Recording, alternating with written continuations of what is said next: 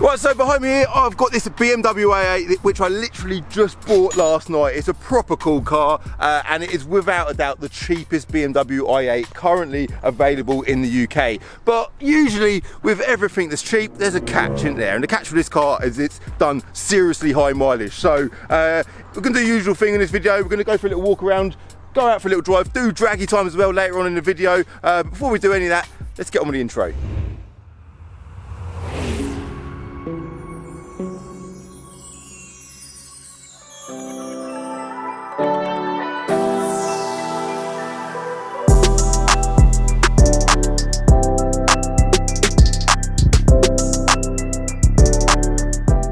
So here we go then guys, 2015 65 reg BMW i8. These cars come out in 2014, they stopped making them in 2020, and I remember when they come out back in 2014 and they just looked bloody abnormal. Even by today's standards, that is a very futuristic, super modern looking car. For the walk around I decided to get the doors up because I think it just looks bloody cool with them doors up, with them nice 20-inch turbine alloy wheels. Now, one fact that really surprised me when I first found out about it with these cars is the fact that, well, one, the engine sits behind the rear seats just there, so it has actually got rear seats, by the way. Pointless rear seats, like you wouldn't want to sit in them rear seats, but it does have them, so statistically this is a four-seater car. But the interesting fact that I was getting to is the fact that it's got a 3-cylinder mini engine under the boot, bonnet, whatever, in the middle there, right?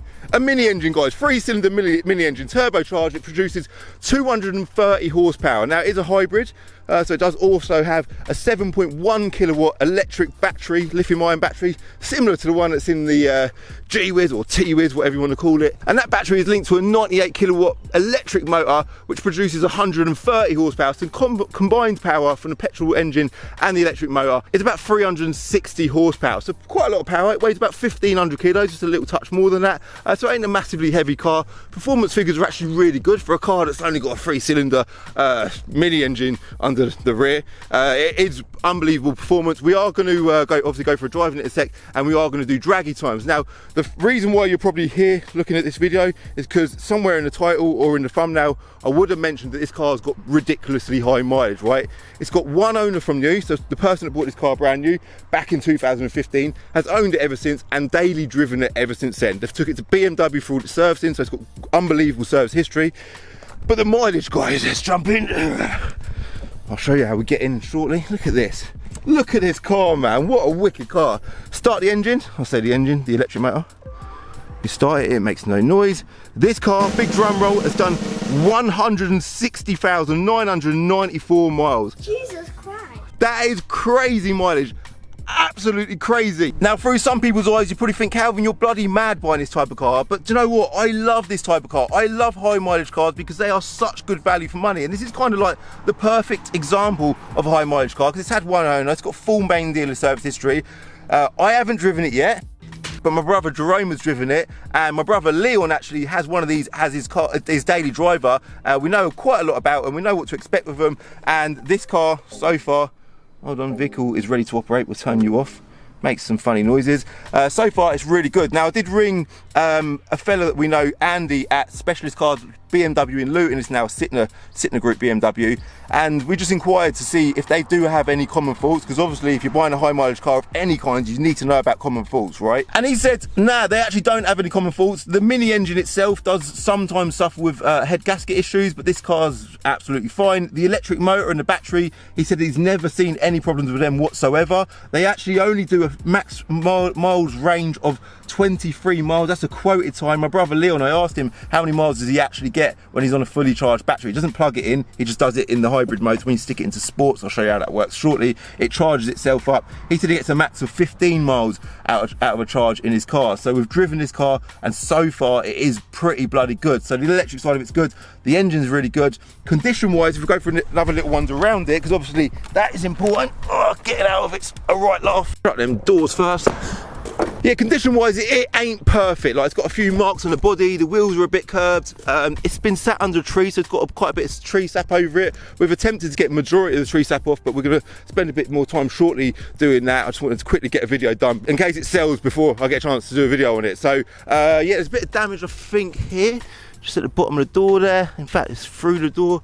So it's got a few age-related marks, but I think for the mileage it's done, it's pretty bloody good, guys. So what we're going to do right now, in fact, look, I just spotted another little bit of damage at the bottom corner of the bumper there. So it ain't perfect. It's far from perfect. The interior needs a bloody good valet as well. If we look on the interior, you might not see it through the camera, but a few little marks on the passenger seat there, a few, just needs a bloody good clean up, all right? So I think what we're going to do now is I am quite keen to see how this performs on the draggy leaderboard. I know full well that they are really quick cars, so let's just jump inside, go through HPI quickly, and then we'll go for a drive and see what draggy times it does, all right? Let's go.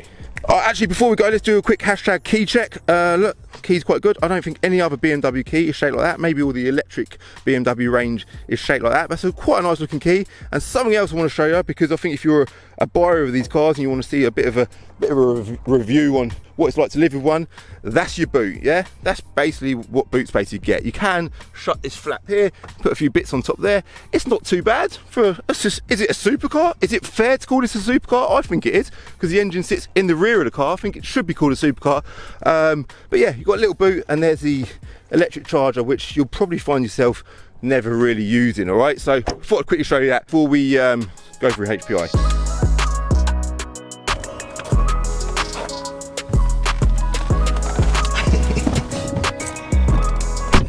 Yeah, so the method to get in a BMW i8 is basically just let gravity do it, take its course. You just fall into it, and once you're in, it's a nice place to be. You've got all these blue accents everywhere, which is constantly reminding you that there's that electric hint with this car. Now, my brother Leon has just messaged me. He's had his car, his BMW i8, for over a year now, I would say. Probably, I don't know, maybe not quite as long as that. But we bought that car with an electric fault from BMW, so they do, you know, based on that, you would think that maybe they do have electric faults. Bought that car unseen with an electric fault, but there wasn't actually anything wrong with it. It's been absolutely fine. He's had it all this time. He absolutely loves that car, but he's just texted me because I said to him, just out of curiosity, how many miles do you get out of a full tank on your car? And he said it costs about £65 currently to fill it up, and it gets about 230 miles on a full range. That's sort of a mixed level of driving. Drives it a bit hard sometimes, and he chills as well. So to compare that to, say, my BMW M5, it probably would have cost nearly double that to fill up. Probably about 120 quid by today's standards, and that would do about 200 miles to a full tank. So these things are pretty good, I suppose, because they are a small engine. There is that combination of practicality with performance. We'll find out how well it performs shortly. Now, it ain't really my kind of car because it's quite cramped, you know, and I've said that a lot with my Audi R8. One thing that this car does offer, I suppose, over an Audi R8 is it's got rear seats, and we need to talk about value shortly, because an Audi R8 is like £80,000. How much do you think this car is? We're going to talk about that shortly. So yeah, it's got back seats, so you can throw stuff in there. It's got speakers in the rear corners there, they look pretty cool. And then it's got the boot as well, of course. So let's quickly pull up HPI and quickly fly through that. By the way, if you have not bought yourself a ticket for my car show next month, or no, sorry, not next month, this month, end of this month, Sunday the 26th of June, CCD The Event 2022, whilst the weather's looking good, let's go to some car shows. My one's going to be amazing. Let me just start the engine, get the aircon on. Yeah, I'll put a ticket link in the description below for that. Currently it's showing 6 miles of electric range and 59 miles of petrol range, all right, just to give you an idea. And the way that you charge it is you click it into sport, and it will charge as you drive, providing you drive sensibly whilst in sports mode, but we'll talk about that more in a second. All right, there is so much to be said for this car. This video will probably be quite a long video, because I always look at videos from a buyer's point of view. If you're in the market to buy a car and you want to see a proper in-depth review, I can give you a good in-depth review on this particular car, because I can tell you, because I suppose my brother's had one for so long, so I do know quite a bit about them. So here we go, basic HPI, plate transfer. It was previously on a private reg. 5 registers are clear, so it's HPI clear. We're going to talk about that again shortly. It is HPI clear, but it has done a lot of miles. BMW i8, 0 former keepers, like I mentioned earlier, 0 former keepers. The fella that had it bought it brand new in September 2015. I started the engine, it has started. It's just the electric motor that's running, and I need to get that aircon on, but I don't want to drown you lot with wind noise, so I'll just put it on slightly. Yeah, because I'm sweating. HPI spec check, let's quickly look at that. £103,810 new. Wow, this is depreciated quite a lot. Optional equipment was £4,700. Interior World Halo was the most expensive option, that was £2,150. I'm not sure what that is, maybe it's the interior lighting, not too sure. Loudspeaker Harman Kardon system. I absolutely rate Harman Kardon, I say it all the time. If you're buying a BMW, try and get one with Harman Kardon in it, because it is so good. That was £895, money well spent. Online entertainment, £190. eDrive exterior sounds for 85 quid. I'm guessing that's like the acoustic noise that they add to make it sound a bit throaty. I suppose, is that necessary? I would say so, because my brother's car actually sounds all right. I would say when he drives off sometimes, I think sounds all right, but we'll check that out shortly when we go for a drive. Dalbergia, definitely pronounced that wrong. Tan BMW i exclusive leather interior with Sabal cloth accents. So that was a free option as exclusive to the i range, I guess. Brown leather with blue stitching with like a grey cloth. Mad combination that is. It almost looks black, but in the sunlight it looks brown. They look really nice. And in something else worth pointing out, they've worn really well. There isn't much wear on that driver's bolster at all. So Sophisto grey metallic paint with BMW i blue accents. Love the fact that it's got little blue touches. I just mentioned that on the interior, also on the exterior. That's really nice. Total price was £4,700. National mileage register, it hasn't been clocked, as you can probably imagine, so that's all good. And the MOT details, it's got an MOT until 14th of December this year. So values, let's quickly talk about values, because HPI isn't for some reason showing us any values. The retail value of this car currently is £31,000, right? 31 grand. What a bloody car for 30 grand. The cheapest one on the net currently is £40,000. That's done about 40 or 50,000 miles. Granted, it's a lot less miles, but it is a category S car. So that's structurally damaged. It's been repaired, it's been put back on the road, so it ain't the end of the world. But let me know in the comments below, would you rather have this car with high mileage and £10,000 or a categorized car with low mileage and no money? That's quite a good comparison. I love high mileage cars, I say it all the time, especially when you get one like this that's got one owner, full BMW service history. It's got absolutely loads of history on that, on the iDrive there, and you can see that this car's been looked after. But the real test, guys, is one, to see how it drives, and two, to see how it performs on the Draggy leaderboard. Now, my kind of car is an Audi S4. I've done a video on one of them recently. I think that done 20 to 70 mile an hour in 4.9 seconds. That's a 350 horsepower car. That is my kind of car. When I'm talking about a daily driver, big boot, proper rear seats, and loads of power, V6 engine, love them cars. That done in 4.9 seconds. I want to try and beat that car. If I can beat that, that'd be amazing. And then the car above that I think would be nice to beat is the Mark 7.5 Volkswagen Golf R, because these cars do get criticised a little bit. Like, I don't know why, they've had a hard time, but I think today we need to try and prove some points. One, are they good for high mileage? And two, can they beat some other high performance cars? Let's hit the road and find out. So as you pull away in comfort mode, it's actually pulling all right, and you can tell straight away got that sort of acoustic engine note making a bit of noise. I think it is through the speakers, isn't it? Just about hear it as we come off the throttle, then come back on. For a little listen. Oh, it's just dropped a gear. It does sound very whistly as well, like, you know, like you'd expect an electric car to sound. But it's got a bit of a purr in it. I must admit, I've seen Leon like drive past me or drop me off sometimes, and as he drives off, I noticed it does actually sound quite good, and I'm sure in sports mode it does do a couple of little crackles as well. Ultimately, it has still got a petrol engine with a turbo, so they are able to produce some natural sounds from the engine as well. So what I'll do is I'll click over to sports mode. So whilst you're in sports mode, that's how you charge the battery when you're driving along. So yeah, we've used 1 mile of range already on the battery. In fact, we won't put it in sports mode. We're going to click it back to comfort because we want to save the 5 miles of range that we've got left in the battery for when we do draggy times. But I can honestly tell you that straight away, even in comfort mode, the throttle response is pretty good. But I think what I'm going to need to do is I'm going to just stop here, because this electric thing in front is driving like an absolute granny. Let him go off first. Click my fingers. That's it, let him get out of the way first, then I can have a good feel for the power.